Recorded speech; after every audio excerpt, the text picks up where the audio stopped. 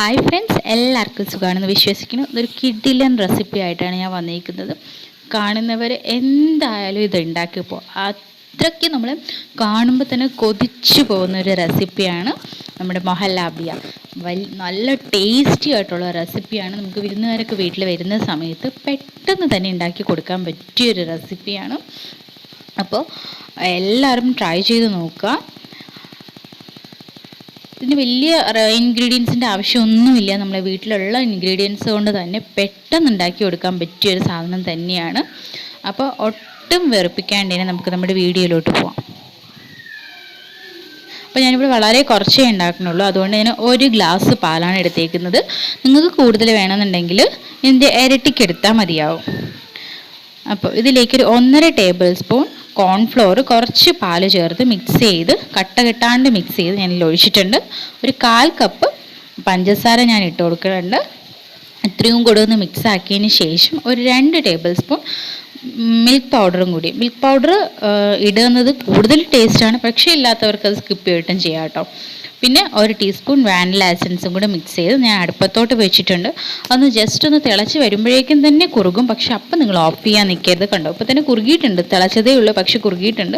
പക്ഷെ അപ്പം തന്നെ നിങ്ങൾ ഓഫ് ചെയ്യാൻ നിൽക്കരുത്. കാരണം നമ്മുടെ ആ കോൺഫ്ലോറൊക്കെ ഒന്ന് വെന്ത് കിട്ടണം. അതിന് വേണ്ടിയിട്ടാണ്. കുറച്ച് നേരം കൂടെ ഒരു ലോ ഫ്ലെയിമിലിട്ട് ഒരു ഇച്ചിരി കൂടെ വേവിച്ച് ആ നമ്മുടെ കോൺഫ്ലോറിൻ്റെ ആ പച്ച ചൊവയൊക്കെ മാറുന്ന സമയത്ത് നിങ്ങൾക്ക് ഫ്ലെയിം ഓഫ് ചെയ്യാവുന്നതാണ് കേട്ടോ. ഇച്ചിരി ഒന്ന് വേവിച്ചെടുക്കുക. പിന്നെ പഞ്ചസാര നിങ്ങൾക്ക് 2 തരത്തിലുണ്ടാക്കാം. അപ്പം ഞാനത് പറയാം കേട്ടോ. പഞ്ചസാര എടുക്കേണ്ട അളവ് ഇപ്പം ഞാനിപ്പോൾ പറയുന്ന റെസിപ്പിയാണ് ഫോളോ ചെയ്യുന്നതെങ്കിൽ ഈ രീതിക്ക് തന്നെ പോയാൽ മതി. ഇല്ലെങ്കിൽ എങ്ങനെ എടുക്കണം എന്ന് ഞാൻ പറയാം കേട്ടോ. അപ്പോൾ ഇതൊന്നും നല്ല കുറുകി വന്നിട്ടുണ്ട്. ഞാൻ ഫ്ലെയിം ഓഫ് ചെയ്തിട്ടുണ്ട്. അതിന് ഞാൻ നമ്മളിങ്ങനെ തന്നെ ഇളക്കി കൊടുക്കുക. ഫാനിൻ്റെ മൂട്ടിൽ വെച്ച് ഇളക്കി നന്നായിട്ട് തണുപ്പിച്ചെടുക്കുക. അപ്പോൾ ഇച്ചിരി ഒന്ന് തണുപ്പായി കഴിഞ്ഞപ്പോൾ ഞാനൊരു 1/4 കപ്പില്ലേ, 1/4 കപ്പിനേക്കാളും കുറച്ചുകൂടി കുറവാണ് നമ്മുടെ അമൂലിൻ്റെ ഫ്രഷ് ക്രീമാണ് ചേർത്തേക്കുന്നത്. നിങ്ങൾക്ക് ഇതിൽ അമൂലിൻ്റെ വിപ്പിംഗ് ക്രീം വേണമെങ്കിലും ചേർക്കാം. അങ്ങനെയാണെങ്കിൽ നിങ്ങൾക്ക് ഈ 1/4 കപ്പ് പഞ്ചസാര തന്നെ എടുക്കാം. ഇല്ലാന്നുണ്ടെങ്കിൽ നിങ്ങൾക്ക് നമ്മുടെ കേക്കിൻ്റെ വിപ്പിംഗ് ക്രീം യൂസ് ചെയ്യാം. അങ്ങനെയാണെങ്കിൽ ഒരു 2-2.5 ടേബിൾ സ്പൂണോളം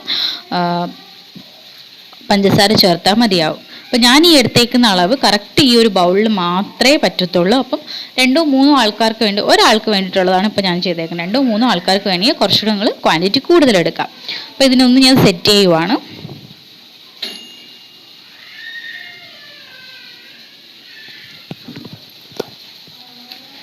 പെട്ടെന്ന് തന്നെ നമുക്ക് ഉണ്ടാക്കിയെടുക്കാൻ പറ്റും. നമ്മൾ വീട്ടിൽ ഗസ്റ്റൊക്കെ വരുന്ന സമയത്ത് നമുക്ക് പെട്ടെന്ന് തന്നെ ഉണ്ടാക്കിയെടുക്കാൻ പറ്റും.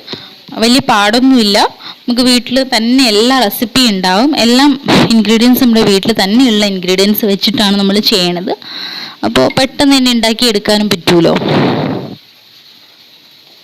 അപ്പം ഞാനിതിൽ ഡെക്കറേറ്റ് ചെയ്യുന്നത് ബദാം വെച്ചിട്ടാണ്. നിങ്ങൾക്ക് വേണമെങ്കിൽ പിസ്ത ക്രഷ് ചെയ്തിട്ടും ചെയ്യാം. പിസ്തയാണ് കുറച്ചുകൂടെ ടേസ്റ്റ് നൽകുന്നത് കേട്ടോ. പിന്നെ ഒരു ഭംഗിക്ക് വേണ്ടി ഞാൻ കുറച്ച് ടൂട്ടി ഫ്രൂട്ടിയും ഒരു ഇച്ചിരി ടേസ്റ്റിന് വേണ്ടി ഇച്ചിരി ഡെസിക്കേറ്റഡ് കോക്കനട്ടും ഒക്കെ ചേർക്കുന്നുണ്ട്. ഇതൊക്കെ ഓപ്ഷണലാണ്. നിങ്ങൾക്ക് ഡെക്കറേറ്റ് ചെയ്യുന്നത് നിങ്ങളുടെ ഇഷ്ടത്തിന് എങ്ങനെ വേണമെങ്കിലും ഡെക്കറേറ്റ് ചെയ്യാം കേട്ടോ. ഇത് തന്നെ വേണമെന്ന് ഒരു നിർബന്ധവും ഇല്ല. അപ്പോൾ ഞാനിതിന് ഒരു 10 മിനിറ്റ് നമ്മുടെ ഫ്രിഡ്ജിൽ വെച്ചൊന്ന് തണുപ്പിച്ചെടുക്കുവാണേ. ഒന്ന് കഴിച്ചു നോക്കട്ടെ, എങ്ങനെയുണ്ടെന്ന് പറയാം. പറയാണ്ടിരിക്കാൻ വയ്യ. നിങ്ങൾ ഉറപ്പായിട്ടും ഇത് ട്രൈ ചെയ്ത് നോക്കണം. ഇത് സൂപ്പർ ടേസ്റ്റാണ് കേട്ടോ. നല്ല കിഡിലിനൊരു റെസിപ്പി തന്നെയാണ്. അപ്പോൾ എല്ലാവരും ട്രൈ ചെയ്ത് നോക്കുക. ട്രൈ ചെയ്തിട്ട് എൻ്റെ ഫീഡ്ബാക്ക്സ് കമൻറ്റ് ബോക്സിൽ അറിയിക്കാൻ മറക്കരുത്. അതുപോലെ തന്നെ നിങ്ങൾക്ക് ഈ റെസിപ്പി ഇഷ്ടമായിട്ടുണ്ടെങ്കിൽ നിങ്ങളുടെ ഫ്രണ്ട്സിനും ഫാമിലിക്കും ഒക്കെ ഷെയർ ചെയ്ത് കൊടുക്കുക.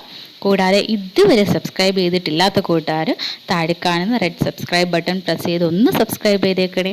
പിന്നെ അതിൻ്റെ കൂടെ വരുന്ന ബെല്ലൈക്കൺ കൂടി പ്രസ് ചെയ്ത് ഓൾ എന്ന ഓപ്ഷൻ എനേബിൾ ചെയ്യുകയാണെങ്കിൽ ഞാൻ അപ്ലോഡ് ചെയ്യുന്ന എല്ലാ വീഡിയോസിൻ്റെയും നോട്ടിഫിക്കേഷൻ നിങ്ങൾക്ക് കറക്റ്റായിട്ട് കിട്ടുകയും ചെയ്യും. നിങ്ങൾക്ക് ആദ്യമേ തന്നെ കാണുകയും ചെയ്യാം.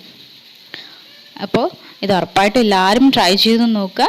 പുതിയൊരു റെസിപ്പി വീഡിയോ ആയിട്ട് ഉടനെ തന്നെ കാണാം. അതുവരേക്കും ബൈ ബൈ, ടേക്ക് കെയർ.